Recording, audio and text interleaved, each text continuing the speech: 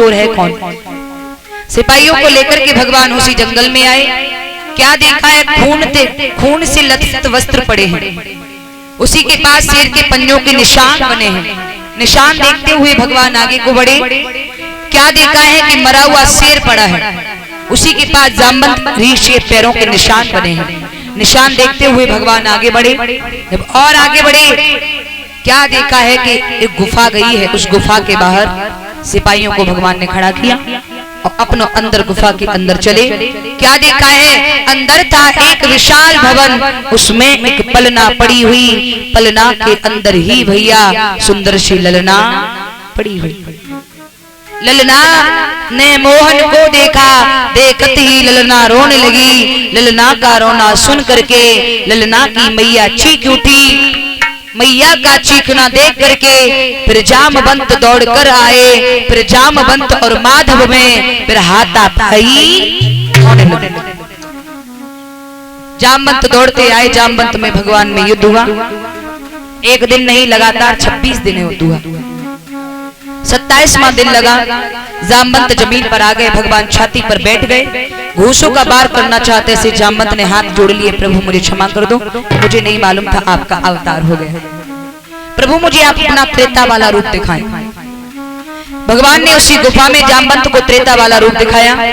भगवान कहने लगे, जामवंत तुमसे मेरा वैर कुछ नहीं है, तुम्हारी बेटी के पास में जो मणि रखी है इसका मुझे कलंक लग गया है, ये मणि मुझे दे दो।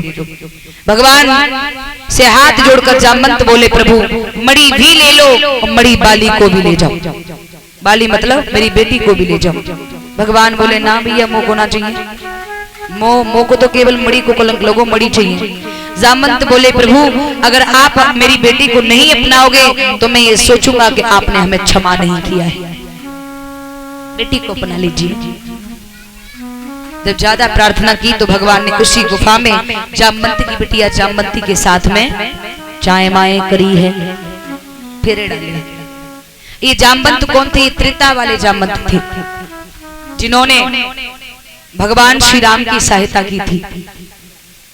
जब लंका पर विजय प्राप्त भगवान ने कर ली तो भगवान ने अपनी सेना से कहा, तुम्हें किसी को कुछ मांगना हो तो मांग लो। जामवंत कहने लगे, बाजुओं की खुजली नहीं मिटी भगवान। श्री राम जी ने कहा कि खुजली तो 2 मिनट में मैं मेट देता, अगर तुमने मेरी सहायता न की होती तो। तुमने मेरी सहायता की है इसलिए अभी तो नहीं, द्वापर में जब मैं कृष्ण बनूंगा तो तुम्हारे बाजुओं की खुजली मेटूंगा। जामवंती को लिया, मणि ली, भगवान आए। जामवंती को महलों में छोड़ा, मणि ली, दरबार में आए। सभा लगाई, सत्राजित को बुलाया, मणि ली। सत्राजित से कहा, ले भैया ये मणि, तेरे भैया को मैंने नहीं, तेरे भैया को शेर ने, शेर को जामवंत ऋषि ने, उस ऋषि से युद्ध करके मैं इस मणि को लेके आया। सत्राजित पैरों पर गिर गया, प्रभु मुझे क्षमा कर दो, गलती हो गई। भगवान कहने लगे, कोई बात नहीं, मैंने तुझे क्षमा कर दिया, लेकिन आगे से सोच विचार करके किसी के ऊपर अंगुली उठाना। सत्राजित कहने लगा, प्रभु मुझे नहीं लगेगा कि आपने हमें क्षमा किया है, मेरी बेटी सत्यभामा का विवाह अपने साथ कर लो। भगवान हंस के बोले, भैया जो मणि लेके आओ मैं तेरी, तब तो एक ब्याह के लाओ तब तो जो मणि मिल पाई है। अब तू न्यों कह रहे हो आप एक शादी और कर लो, मेरे बस की ना। सत्राजित कहने लगे, प्रभु अगर आप मेरी बेटी को नहीं अपनाओगे तो मैं समझूंगा आपने हमें क्षमा नहीं किया। ज्यादा प्रार्थना की तो भगवान ने सत्राजित की बिटिया सत्यभामा के साथ में भी विवाह किया, और जो भगवान ने मणि दी थी ना, वही मणि सत्राजित ने भगवान को फिर दहेज रूपी दे दी है। बोलिए गोविंद भगवान की। इस तरह से भगवान की पहला विवाह रुक्मिणी के साथ, विस्तार से भी फिर से मैं सुनाऊंगी। दूसरा विवाह जामवंती के साथ, तीसरा विवाह सत्यभामा के साथ, चौथा विवाह लक्ष्मणा के साथ, पांचवा विवाह मित्रविंदा के साथ, छठवां विवाह कालिंद्री के साथ, सातवां विवाह भद्रा के साथ, आठवां विवाह राधा के साथ, नौवां विवाह सत्या के साथ। भगवान का राधा के साथ में भी विवाह ये गर्ग श्वेता में प्रमाण है। पेज नंबर 44 पर 16वें अध्याय पर राधा कृष्ण की शादी वांडीर वन में ब्रह्मा जी ने पंडित वन के रची है, जिनकी शादी को देखने के लिए इनके माता पिता नहीं, सिर्फ देवी और देवता विराजमान थे। श्री राधा कृष्ण भगवान की अर्ध रूप में यानी आधे रूप में कुब्जा बताई जाती है। पृथ्वी का पुत्र है जिसका नाम है भौमासुर। इसने ये प्रण किया, हम अपनी जेल में 20,000 लड़कियां इकट्ठी कर लेंगे और जब 20,000 लड़कियां इकट्ठी होगी तब उनके साथ में हम फेरे डालेंगे। उसकी जेल में 16,100 लड़कियां हो गई। उन्होंने जब भगवान को पुकारा तो भगवान गए। भगवान ने भौमासुर को समझाया, भौमासुर नहीं माना। भगवान ने 4 दीवारी को तोड़ा, उसका वध किया और 16,100 कन्याओं को जेल से मुक्त किया। भगवान ने कहा अपने अपने घर जाओ।